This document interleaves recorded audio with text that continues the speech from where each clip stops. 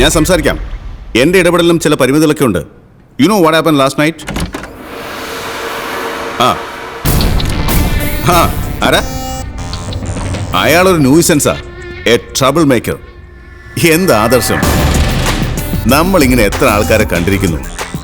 കുറച്ച് കഴിയുമ്പോൾ ഇവനൊക്കെ ആയിരിക്കും ഏറ്റവും വലിയ കുഴപ്പക്കാർ. ഇത് നമുക്ക് ശരിയാക്കാം. ഞാൻ വിളിക്കാം. ബൈ. നിരഞ്ജൻ സർ, ഇന്നലെ രാത്രി തൻ്റെ വക ഒരു ഷോ ഉണ്ടായിരുന്നു എന്ന് പറഞ്ഞു. I was travelling from Kannur. ഇടയ്ക്ക് തന്നെ പലതവണ വിളിക്കാൻ ശ്രമിച്ചു.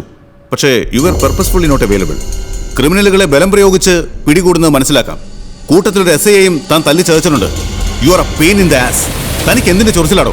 എത്രാമത്തെ തവണ ഞാൻ തന്നെ വിളിച്ചു വരുത്തി ഇങ്ങനെ ശാസിക്കുന്നത്? But you never given. This time is an order. ഇന്നലെ താൻ കസ്റ്റഡിയിലെടുത്ത ഉദയഭാനുവിനെ ഉടനെ പറഞ്ഞു വിട്ടേക്കണം. No arguments. അയ്യോ സർ, അത് പറ്റില്ലല്ലോ. ധിക്കാരം പറയുന്നോടോ? ധിക്കാരമല്ല സർ, ഉദയഭാനുവിന്റെ പേരിൽ കേസ് രജിസ്റ്റർ ചെയ്തു പോയി. പിന്നെ അറസ്റ്റ് നടന്നതും കേസ് രജിസ്റ്റർ ചെയ്തുമൊക്കെ മീഡിയ അറിഞ്ഞിട്ടുണ്ട്. ഇനി സാറിന്റെ വാക്കാലുള്ള ഇൻസ്ട്രക്ഷൻ പ്രകാരം ഒന്നും ചെയ്യാൻ പറ്റില്ല. Issue an order in writing and I will get him released. വലിയ നമ്പറൊന്നും വേണ്ട, പറഞ്ഞങ്ങ് ചെയ്താൽ മതി. No sir, I can't. അത്ര പുണ്യാളനാവണ്ടോ? എത്ര മാച്ചാലും പോവാത്ത കളങ്കമുള്ളവനാ താൻ. ഹവാലക്കാരെ സഹായിച്ചതിന് തെളിവ് സഹിതം പിടിച്ച് പോലീസ് സർവീസിൽ നിന്നും പിരിച്ചയക്കപ്പെട്ട ഒരു അഴിമതിക്കാരൻ ഓഫീസറിന്റെ മകനാ താൻ. മറക്കണ്ട, ദാറ്റ്സ് യുവർ ലീനിയേജ്. ഇന്നല്ലെങ്കിൽ നാളെ താനും തന്തയുടെ വഴിയെ നടന്നു തുടങ്ങും. ആദർശം പറയുന്ന ഒരു പിഴയ്ക്കുമ്പോഴാ ഏറ്റവും വലിയ പിഴകളാവുന്നത്.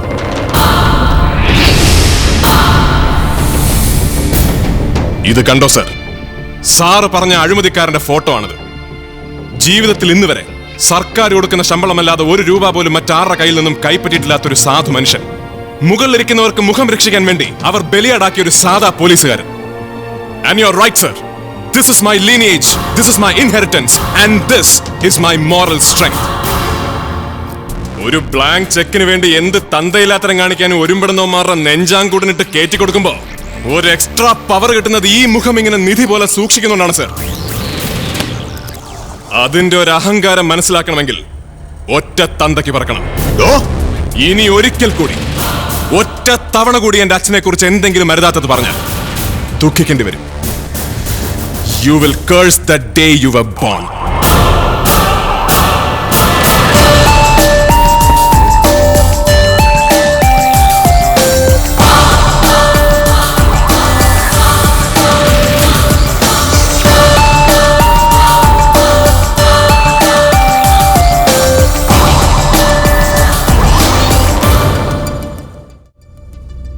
കമ്മീഷണർ ദേങ്കരി ഇത്രയ്ക്കങ്ങ് കടിപ്പിച്ച നിലയ്ക്ക് ആ ഉദയഭാനുവിനെ ഊരി കൊടുക്കണോ സാർ? രജിസ്റ്റർ ചെയ്ത കേസ് കീറി ചവറ്റുകൂട്ടെ കളയണമെന്ന് അല്ലേ സാർ? അത്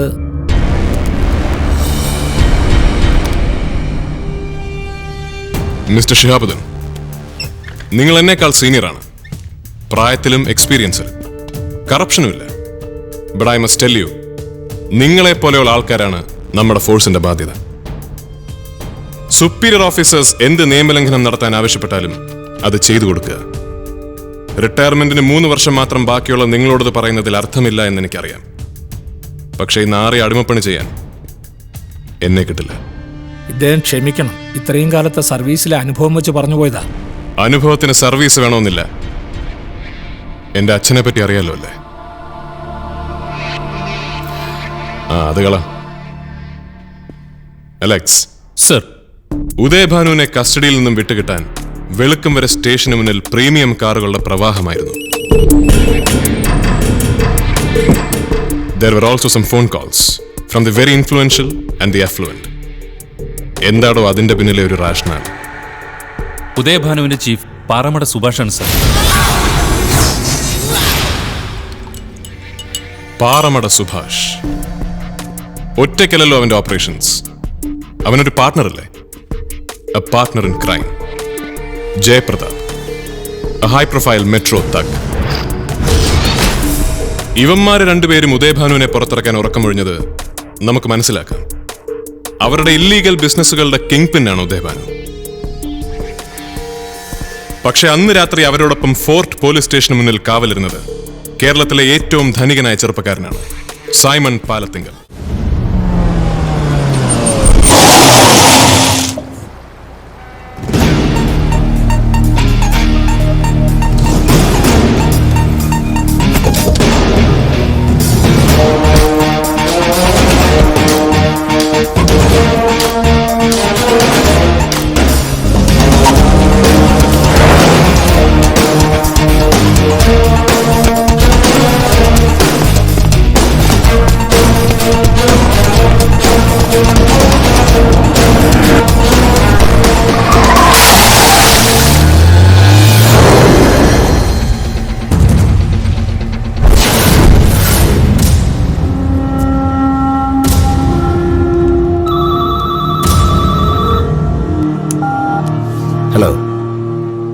നിങ്ങൾ കാണുന്ന ആ സ്കോർപിയോ എന്റെ ആൾക്കാരുടേതാണ്.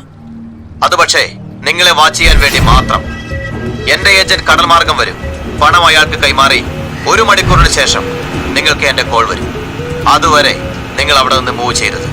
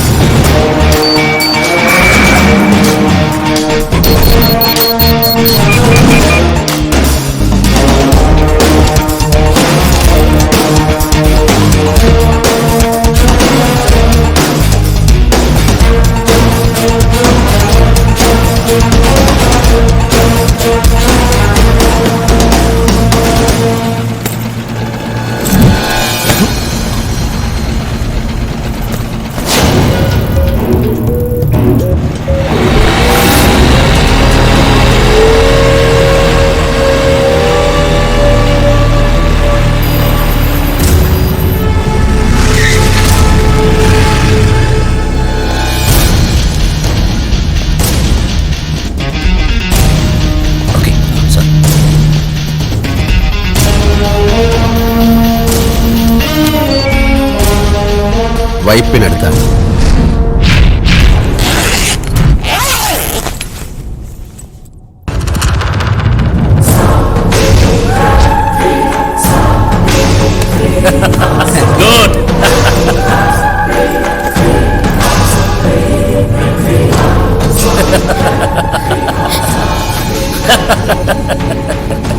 എന്റെ അച്ഛന്റെ കയ്യിൽ പണമില്ല, ഒരു ചില്ലി കാശ് നിങ്ങൾക്ക് കിട്ടില്ല എന്നൊക്കെ പറഞ്ഞിട്ട് ഇപ്പൊ എന്തായടേ?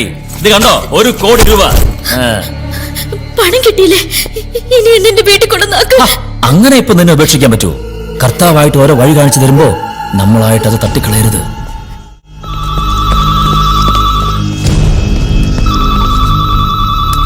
ഹലോ, പണം കിട്ടി. പെൺകുട്ടി, എന്റെ ഡിമാൻഡ്സ് കഴിഞ്ഞിട്ടില്ല. This is cheating.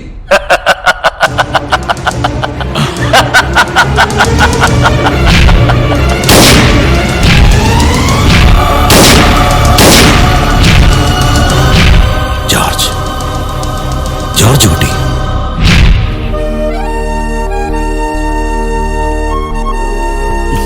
ഞാനും കണ്ടത്. നമസ്കാരം. നമസ്കാരം. ഇതാണ് പയ്യൻ. നല്ല സ്റ്റൈലും പയ്യനല്ലേ ചായ? എന്താ പേര്? ജോർജ് കുട്ടി. മുംബൈയിലാ ജോലി. 5-8 കൊല്ലമായിട്ട് സ്പെയർ പാർട്സിന്റെ ബിസിനസ്സാ. അവിടെ സ്വന്തമായിട്ട് ഫ്ലാറ്റും കാറും ഒക്കെ ഉണ്ട്. നാട്ടിൽ ബന്ധുക്കളായിട്ട് പറയത്തക്ക ആരുമില്ല. ഞാൻ വകയിൽ ഒരു അമ്മാവനാ. ഇതെന്റെ ഭാര്യ. പപ്പ 25 കൊല്ലം മുമ്പ്. അറിയാം, രാജ്യത്തിനു വേണ്ടി ജീവൻ ബലിയർപ്പിച്ച ജവാന്റെ മകനാണ് ആലോചനയുമായി വരുന്നെന്ന് അറിഞ്ഞപ്പോഴേ ഞാൻ തീരുമാനിച്ചു. അല്ല, മക്കൾ എത്രയാ? വർഗീസ് മാപ്പിളക്ക് മക്കള് 4, 2 ആണും 2 പെണ്ണും. ഇതെന്റെ മൂത്ത മകൻ ക്രിസ്റ്റി. നമസ്കാരം. സൗത്ത് ഇന്ത്യൻ ബാങ്കിലാ ജോലി. ഇളയവൻ ജോജി. അവനെവിടെ? ജോജി പ്രസന്റ്. ഞാനിവിടെ ഉണ്ട്. നേർന്ന് കിട്ടിയ സമ്പാദ്യ. സെമിനാരി പഠിക്കുക അച്ചമ്പട്ടത്തിന്. കുടുംബത്തിൽ ഒരു പുരോഹിതൻ, അതിന്റെ അന്തസ്സൊന്നും വേറെ തന്നെയാ. ആർക്ക്? ഇവിടെ എന്റെ ജന്മം പോയി നിൽക്കുക. ക്രിസ്റ്റി, മോളെ വിളിക്കടാ. ഒറ്റക്കൊണ്ട, ഞാനും വരാം. വന്നില്ലെങ്കിലോ?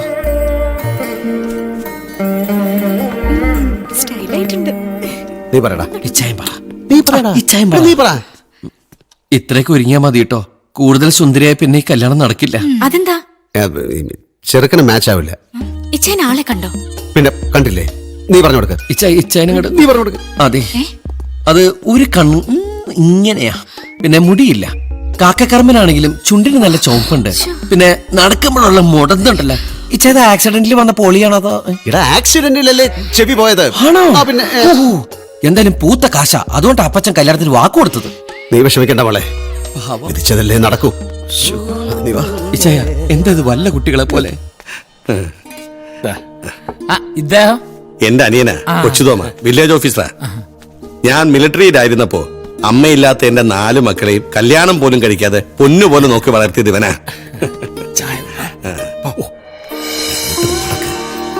അങ്ങോട്ട്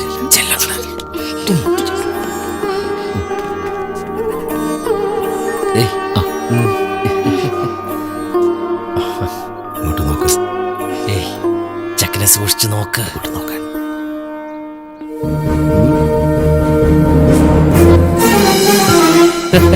ഏയ്